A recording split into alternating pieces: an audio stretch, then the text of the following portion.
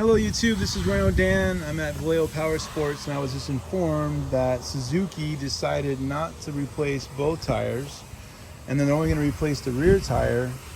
And what they originally told me months ago, buying whatever tire I wanted and to do that, is no longer on the table. So I guess what they're going to do is they're just going to replace the Dunlop with another Trail Max, whatever this tire is, and that's all they're going to do from now on.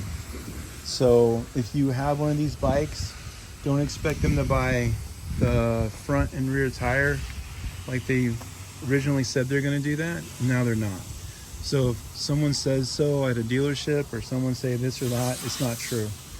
I'm having my stuff done right now and this is it. So all right, thanks guys for watching. I'm going to make a quick video, but I'm going to tell you again, they're only going to replace the rear tire and that's it.